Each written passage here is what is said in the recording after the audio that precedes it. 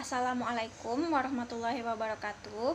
Perkenalkan, nama saya Radika Anastasia beserta rekan-rekan saya, Rahmita Yunisa Fitri, Weni Sukrisnawati, dan Wulan Arianti. Kami dari kelompok 4.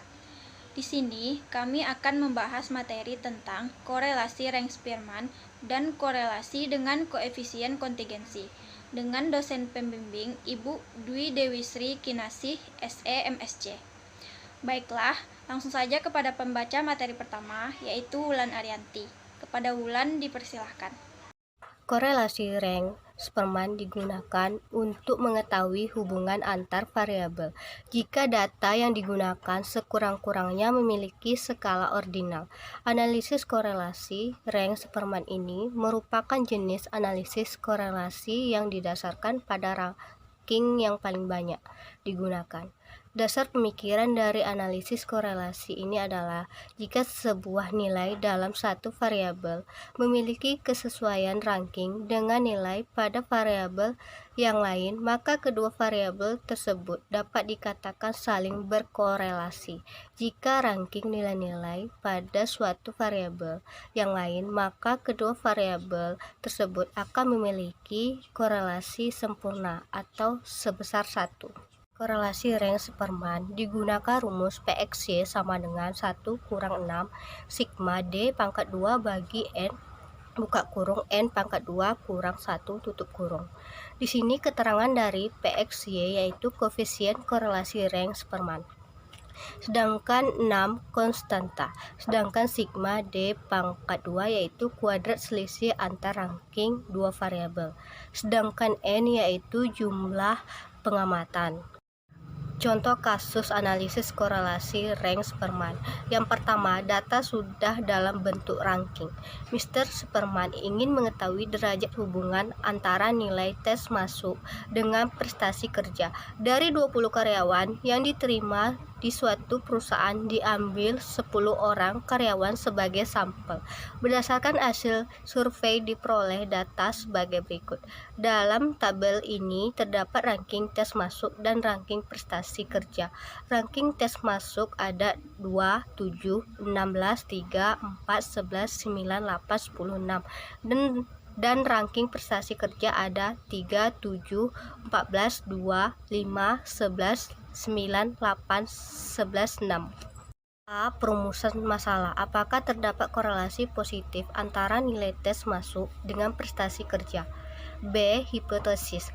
HO. Tidak terdapat korelasi positif antara nilai tes masuk dengan prestasi kerja. HA. Terdapat korelasi positif antara nilai tes masuk dengan prestasi kerja. C. Kriteria pengujian. HO diterima jika P-tabel kurang dari P-tabel atau T-tabel kurang dari T-tabel. Sedangkan HA diterima apabila P-tabel lebih besar dari P-tabel atau T-tabel lebih besar dari T-tabel. D. Analisis data. 1. Dengan cara manual, untuk menghitung koefisien korelasi rank Spearman diperlukan lembar kerja di gambar 5.17. Maka selanjutnya setelah semua data diisi lengkap dengan mengkopikan formula ke sel E2 sampai E11 dan F2 sampai F11, maka hasilnya ada di gambar 5.18. Berdasarkan tabel di atas dapat diketahui N sama dengan 10, sigma D pangkat 2 8. Dengan demikian, besarnya koefisien korelasi rank Spearman adalah sebagai berikut. PXY sama dengan 1 kurang 6 sigma D pangkat 2 bagi N buka kurung N pangkat 2 kurang 1 tutup kurung. PXY sama dengan 1 kurang 6 buka kurung 8 tutup kurung bagi 10 buka kurung 100 kurang 1 tutup kurung sama dengan 0,952. E. Penarikan kesimpulan koefisien korelasi yang sebesarnya 0,952 menunjukkan bahwa kerataan hubungan antara tes masuk dengan prestasi kerja sebesar 0,952 atau 92,5%. Korelasi antara nilai tes masuk dengan prestasi kerja bernilai positif yang berarti bahwa hubungan tersebut searah. Hal ini menunjukkan bahwa terdapat kesesuaian antara nilai tes masuk dengan prestasi kerja. Lanjutannya untuk menguji koefisien korelasi tersebut secara statistik. Apakah signifikan atau tidak, maka dapat digunakan kriteria sebagai berikut. Yang pertama, membandingkan p-tabel dengan p-tabel. Berdasarkan hasil perhitungan diperoleh koefisien korelasi rank Superman 0,952, sedangkan nilai p-tabel dengan DF buka kurung A, N kurang 2 tutup kurung atau buka kurung 0,05,8 tutup kurung diperoleh nilai p-tabel sebesar 0,714. Karena nilai p-tabel lebih besar nilai p-tabel, maka dapat disimpulkan bahwa terdapat korelasi antara jumlah pendapatan dengan jumlah tabungan. Yang kedua, membandingkan T-hitung dengan T-tabel. Untuk mengetahui besarnya nilai T-hitung atas koefisien korelasi yang telah diperoleh, maka kita harus mentransformasikan terlebih dahulu nilai R-tabel yang telah kita peroleh. Untuk melakukan transformasi digunakan rumus sebagai berikut. Materi selanjutnya akan dijelaskan oleh Rahmita. Saya Rahmita Yunisa Fitri akan melanjutkan penjelasan tentang penarikan kesimpulan. Untuk melihat nilai T-tabel dapat juga digunakan program Microsoft Excel, yaitu dengan langkah-langkah sebagai berikut. Klik menu Insert, pilih Function, pada or Select a kategori, pilih Statistical, pada Select a Function, pilih TINV, klik OK sehingga tampilannya menjadi seperti gambar 5.19. Pada probability diisi 0,05, deg freedom diisi 8, klik OK sehingga akan muncul nilai sebesar 2,306. Kesimpulannya, karena nilai T-hitung lebih besar nilai T-tabel, maka dapat disimpulkan bahwa terdapat korelasi antara jumlah pendapatan dengan jumlah tabungan. Berdasarkan hasil perhitungan di atas, diperoleh nilai T-tabel sebesar 7,873, sedangkan nilai T-tabel dengan DF AN-2 atau 0,05,8 diperoleh nilai T-tabel sebesar 2,306. Karena nilai T-hitung lebih besar nilai T-tabel, maka dapat disimpulkan bahwa terdapat korelasi antara nilai tes masuk dengan prestasi kerja. Data belum dalam bentuk ranking. Seperti yang telah diuraikan di atas, analisis korelasi rank Spearman digunakan untuk analisis korelasi jika data yang digunakan untuk berskala ordinal atau ranking. Oleh karena itu, jika data masih berskala interval atau rasio, maka harus ditransformasikan ke dalam bentuk ranking. Namun, jika data sudah dalam bentuk interval atau rasio, sebaiknya kita gunakan analisis korelasi produk momen. Hal ini dikarenakan kesimpulan yang diperoleh dengan analisis statistik parametrik akan lebih kuat dibandingkan dengan analisis yang menggunakan statistik non-parametrik. Contohnya seperti Mr. Brown ingin mengetahui derajat hubungan antara masa kerja produktivitas pada bagian produksi. Dari 20 karyawan yang bekerja pada bagian produksi, diambil 10 orang karyawan sebagai sampel. Di sini terdapat 2 sampel, yaitu masa kerja dan produktivitas kerja. masa kerjanya ada 10, produktivitas kerjanya ada 9, masa kerjanya ada 7, produktivitasnya ada 8, masa kerjanya ada 6, produktivitas kerjanya ada 7, masa kerjanya ada 9, produktivitas kerjanya ada 8, masa kerjanya ada 5, produktivitasnya ada 6, masa kerjanya ada 4, produktivitasnya ada 4, masa kerjanya ada 3, produktivitasnya ada 2, masa kerjanya ada 8, produktivitasnya ada 10, masa kerjanya ada 7, produktivitasnya ada 8, masa kerjanya 6, produktivitasnya ada 5. Yang A. Perumusan masalah. Apakah terdapat korelasi positif antara masa kerja dengan produktivitas kerja? Hipotesisnya HO, tidak terdapat korelasi positif antara masa kerja dengan produktivitas kerja. HA, terdapat korelasi positif antara masa kerja dengan produktivitas kerja. Kriteria pengujian HO diterima jika P hitung lebih kecil dari P tabel 1 atau T hitung lebih kecil T tabel. HA diterima apabila P hitung lebih besar P tabel atau T hitung lebih besar dari T tabel. Analisis data. Untuk menghitung koefisien korelasi rank Spearman diperlukan lembar kerja sebagai berikut. Dapat dilihat pada gambar 5.20 lembar kerja korelasi rank Spearman. Setelah semua data diisi secara lengkap dengan mengkopikan formula ke sel F2 dan G2 sehingga hasilnya adalah sebagai berikut, dapat dilihat pada gambar 5.21 lembar kerja korelasi rank Spearman. Cara penentuan ranking. Nilai yang tertinggi atau yang paling rendah diberi ranking 1. Yang penting kedua adalah dilakukan prinsip pemberian ranking yang sama pada dua variabel yang dianalisis.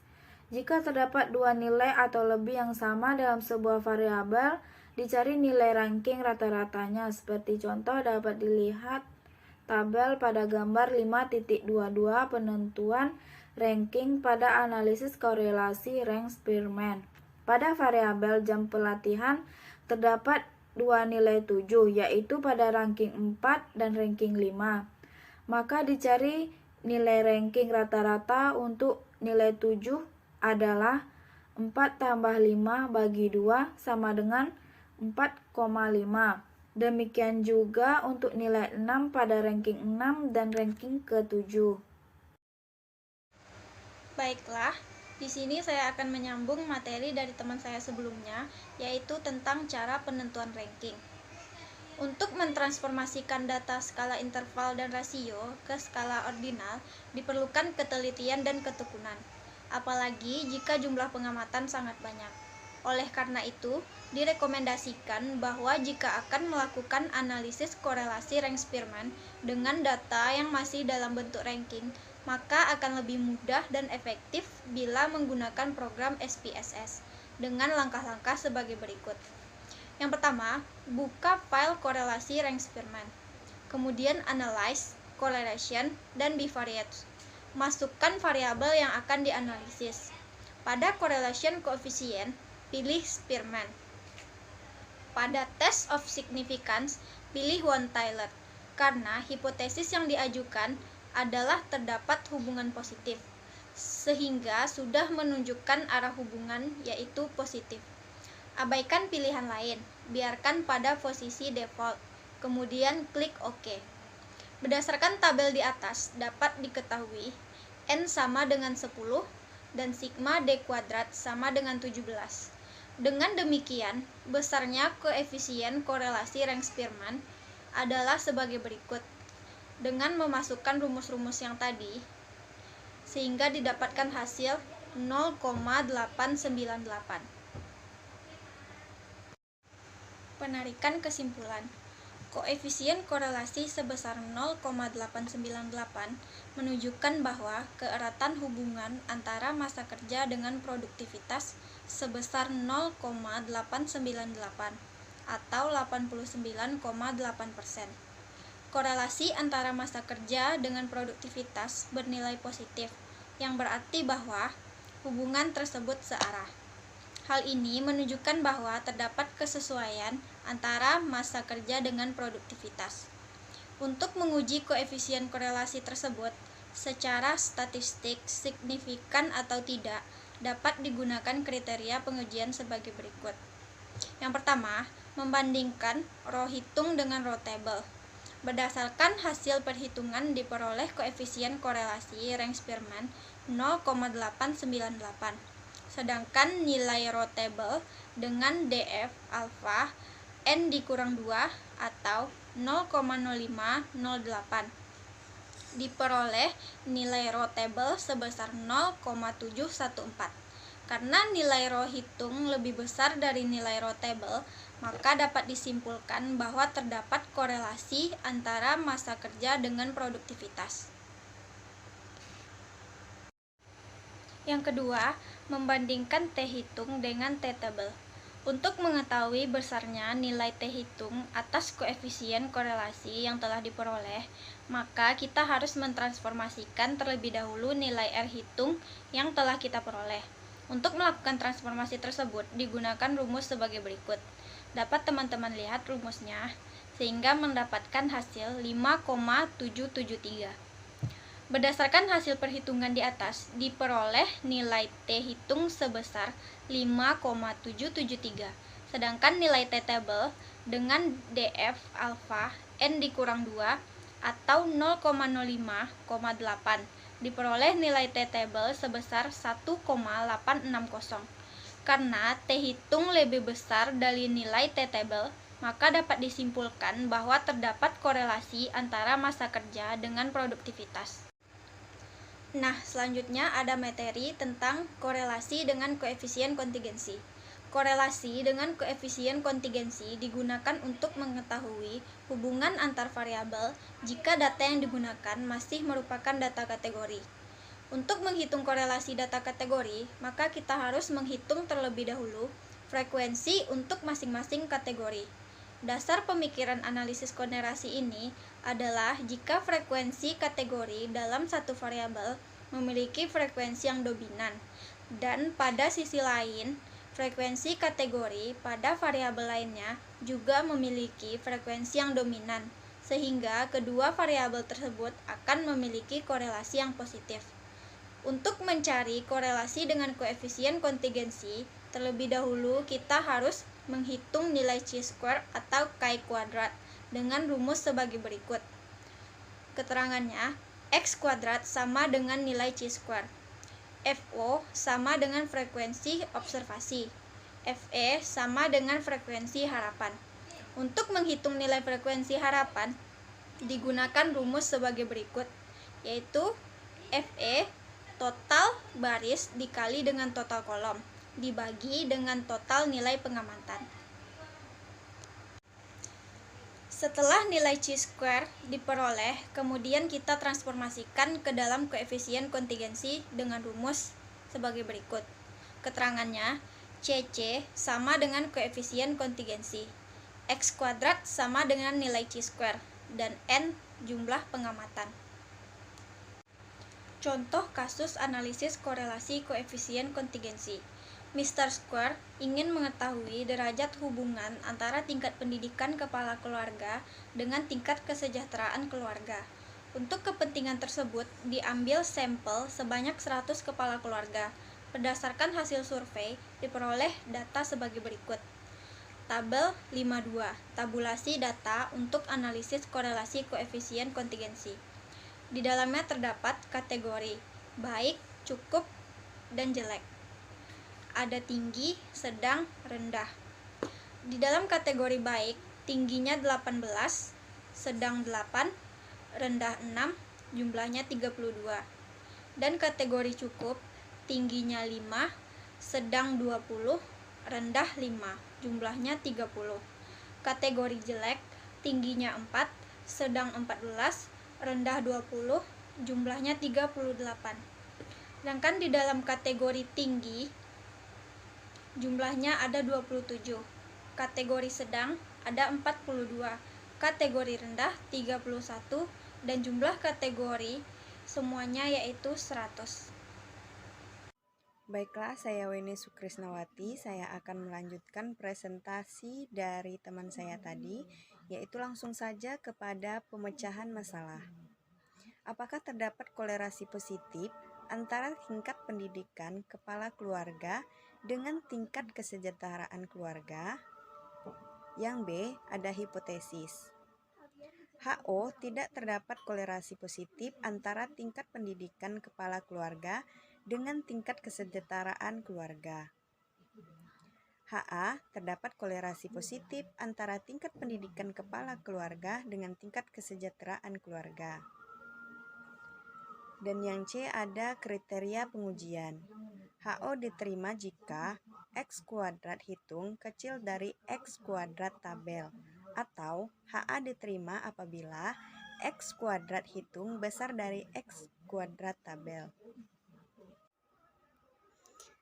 D. Analisis data. Jika data ditabulasi ke dalam program Microsoft Excel, maka tampilannya akan seperti gambar 5.23, yaitu pada tabulasi kolerasi koefisien kontingensi. Jadi, untuk menghitung frekuensi harapan, maka kita harus membuat tabel baru pada tempat yang kosong dan kemudian membuat formula. Setelah semua data diisi lengkap, dengan cara mengopikan formula ke sel B2 sampai sel D10, sel E8 sampai sel E10, dan sel B11 sampai sel E11, maka hasilnya adalah sebagai berikut. Yaitu dapat kita lihat pada gambar 5.25, yaitu tentang lembar kerja kolerasi koefisien kontingensi.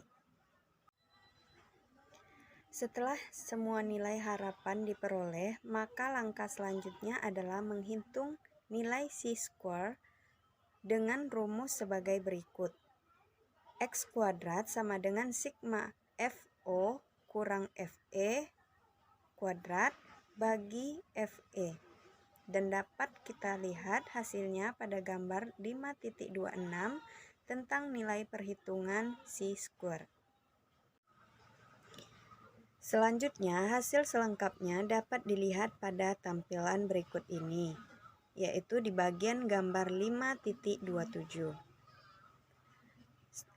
Lanjut yang E, penarikan kesimpulan. Membandingkan X kuadrat hingga dengan X kuadrat tabel, berdasarkan hasil perhitungan diperoleh nilai X kuadrat hitung 31,21, sedangkan nilai X kuadrat tabel dengan DF A R kurang 1 K kurang 1 atau 0,05, 3 kurang 1, 3 kurang 1 atau 0,05,4, sehingga diperoleh nilai X kuadrat tabel sebesar 0,711. Karena nilai X kuadrat hitung besar nilai X kuadrat tabel, maka dapat disimpulkan bahwa terdapat kolerasi antara tingkat pendidikan kepala keluarga dengan tingkat kesejahteraan rumah tangga. Meskipun nilai X kuadrat dapat digunakan untuk menunjukkan adanya keterkaitan antar variabel, tetapi nilai tersebut belum menunjukkan besarnya koefisiensi kolerasi. Untuk mentransformasikan nilai chi-square menjadi koefisien kolerasi, maka harus dimasukkan dalam rumus CC sama dengan akar X kuadrat bagi X kuadrat tambah N. Koefisien kontingensi yang sebesar 0,488 menunjukkan bahwa keeratan hubungan antara tingkat pendidikan kepala keluarga dengan tingkat kesejahteraan keluarga sebesar 0,488 atau 48,8%. Sekian materi dari kelompok 4. Apabila ada salah, kami mohon maaf. Semoga materi yang kami sampaikan dapat bermanfaat bagi teman-teman semua. Akhir kata kami ucapkan Assalamualaikum warahmatullahi wabarakatuh.